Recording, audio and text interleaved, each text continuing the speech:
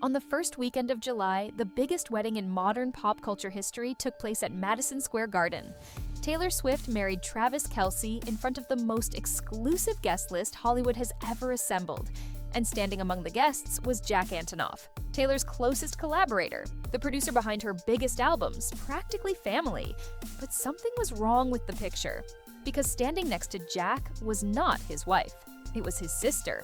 Margaret Qualley, the woman he married in front of Taylor Swift herself, was nowhere to be found.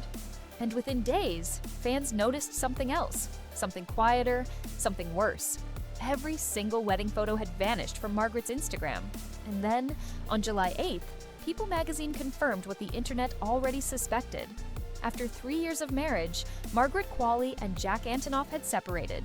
But to understand why this breakup hit so hard, why millions of people who never met either of them felt something crack, you have to understand who these two people really are. Because this was never just a celebrity marriage. This was two people who spent their whole lives searching for something and thought they had finally found it. Margaret Qualley was born into Hollywood royalty and spent her whole life trying to earn her way out of it. Her mother is Andie MacDowell, the star of Groundhog Day and 4 Weddings and a Funeral, one of the most recognizable faces of the 90s. Growing up as the daughter of a legend sounds like a gift. For Margaret, it was a weight. Every audition, every role, every review carried the same silent question. Is she here because of talent or because of her last name? So, Margaret chose the hardest possible path to prove herself. She trained as a ballerina. Years of brutal discipline, blistered feet, and perfectionism drilled into her body before she was even a teenager. By 16, she had earned an apprenticeship with a professional dance company. And then, at the moment most dancers would have celebrated, she walked away. She later admitted she simply did not want that life badly enough, and pretending would have destroyed her. Acting became her second act, and she refused to take shortcuts. A haunting supporting role in The Leftovers, the scene-stealing Manson girl in Once Upon a Time in Hollywood, where she went toe-to-toe with Brad Pitt and held the screen. Then came Made on Netflix, where, in a twist that felt almost scripted, she played a struggling young mother while her real mother, Andie MacDowell, played her character's mother on screen. The performance earned Margaret an Emmy nomination and something she had chased her entire life, recognition that belonged to her alone. And then came The Substance, the body horror sensation that turned her into one of the most respected actresses of her generation. By 31, Margaret Qualley had done the impossible. She was no longer Andie MacDowell's daughter. Andie MacDowell was now Margaret Qualley's mother. But through every interview in those years, one theme kept surfacing. Margaret described herself as love-oriented. She said she had always been looking for her person. She was not chasing fame, she was chasing home. Jack Antonoff's story starts with a loss most people never recover from. He grew up in New Jersey, an awkward, music-obsessed kid playing in punk bands. And when he was 18 years old, his younger sister Sarah died of brain cancer. She was 13. Jack has spent his entire career openly saying that everything he creates flows from that wound, that grief rewired him, and music became the only place he could put it. He poured himself into bands, first Steel Train, then the massive hit machine Fun, where he co-wrote We Are Young, one of the biggest songs of the decade. But it was behind the scenes where Jack Antonoff became a legend. He became the most sought-after producer in pop music. Taylor Swift's biggest albums, Lorde, Lana Del Rey, Kendrick Lamar, Doja Cat, Grammy after Grammy after Grammy, he's been named Producer of the Year multiple times. If you have listened to pop radio in the last 10 years, you have heard Jack Antonoff's heartbeat inside the songs. But those who followed him closely knew the pattern. Jack fell hard, and Jack carried heavy. A long, very public relationship with writer and director Lena Dunham ended in 2018 after 5 years. He was a man who built cathedrals of emotion for other people's love stories, while quietly struggling to finish his own. Then, in August 2021, photographers in Brooklyn caught something unexpected. Jack Antonoff, 40 years old at the time, kissing Margaret Qualley on a New York sidewalk. What followed was fast, almost breathless. Within months, they were inseparable. By May 2022, they were engaged. And in August 2023, they married at Parker's Garage, a small waterfront restaurant on Long Beach Island, New Jersey. Not a castle, not a villa in Italy. A seafood spot in Jack's home state, because that is who they were. The guest list, though, told you exactly how big this quiet couple really was. Taylor Swift was there, Lana Del Rey, Cara Delevingne, Zoe Kravitz and Channing Tatum. The ceremony included the traditional Jewish hora dance.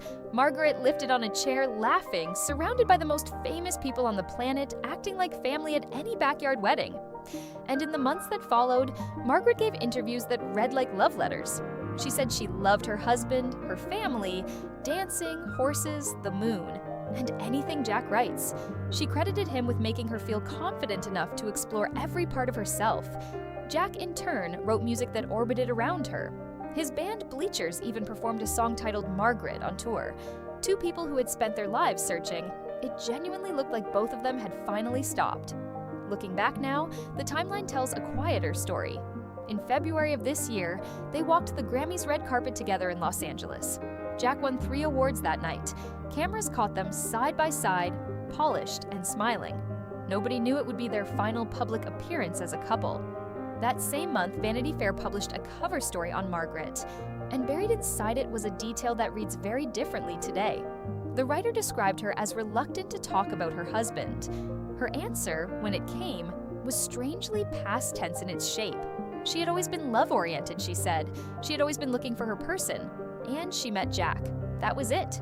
For a woman who once gushed about loving anything Jack writes, the silence around the edges was deafening. Then came the digital breadcrumbs, the kind only devoted fans notice. Months ago, Margaret quietly changed her Instagram handle. It used to be a reference to Isimo, a Bleachers song, her husband's music woven into her very identity online. She changed it to simply her own name. In June, fans tracking the Bleachers tour noticed something else. The song Margaret had disappeared from the setlist, and in early July came the loudest silence of all. Taylor Swift, the couple's mutual friend, a guest at their own wedding, married Travis Kelce at Madison Square Garden. Jack attended with his sister, fashion designer Rachel Antonoff. Margaret was absent. Some defenders pointed to her film schedule. She had been shooting the horror film King Snake, but reports indicated production had wrapped in June and her next project had not yet begun filming. Days later, the wedding photos vanished from her Instagram. Even the black and white portraits she had posted in March, images she had shared to help promote Jack's new song, a song called Almost Unbearably, Dirty Wedding Dress. On July 8th, People confirmed it. Sources described the marriage as rocky. The two were separated, reportedly still figuring things out, and there is one more layer that made this story explode instead of fade. In April, Jack's ex-girlfriend Lena Dunham released a memoir called Famesick. In it, she alleged that during their own relationship years ago, Jack had a romance with an unnamed teen pop star. She never gave a name, but the internet immediately resurrected an old rumor from 2018. Speculation about a pop artist Jack had produced for, speculation he had flatly denied at the time, dismissing it as dumb gossip. To be absolutely clear, none of that has ever been confirmed, and Jack denied it years ago. But timing is merciless. The memoir dropped in April, the separation broke in July, and the internet did what the internet does. It connected dots that may not even belong on the same page. Whatever the truth behind closed doors, sources close to the couple pointed to something far more ordinary and far more human: communication difficulties. Two brilliant, intense, work-obsessed people who reportedly struggled to hear each other. Margaret, 31, entering the biggest stretch of her acting career. Jack, 42, carrying the sound of an entire industry on his shoulders. Sometimes the story is not a scandal. Sometimes two people simply run out of ways to reach each other. Here is what makes this different from every other Hollywood breakup. There has been no statement, no dueling publicists, no leaked screaming matches. Neither of them has said a single public word. Margaret simply, quietly took the photos down. Jack simply, quietly showed up to his best friend's wedding with his sister beside him instead of his wife. Two people who fell in love on a Brooklyn sidewalk, who danced the hora in front of Taylor Swift, who wrote songs and gave interviews about finally finding home, choosing to end it the same way they lived it. Privately, gently, without feeding the machine. Margaret Qualley spent her whole life proving she was more than someone's daughter. Now she faces proving she is more than someone's wife. And if her history tells us anything, she will. And Jack Antonoff, the man who turned his sister's death into a career of turning heartbreak into anthems, has just been handed the rawest material of his life. If the pattern holds, the most devastating album of his career is coming. And somewhere in those songs, we will finally hear what actually happened. Because that is the strange bargain of loving an artist. They may never tell the press, But they always tell the music. If this story moved you, hit subscribe, because next time, we are breaking down what Lena Dunham's memoir actually revealed about the man behind pop's biggest hits, and why 3 words in that book changed everything. You will not want to miss it.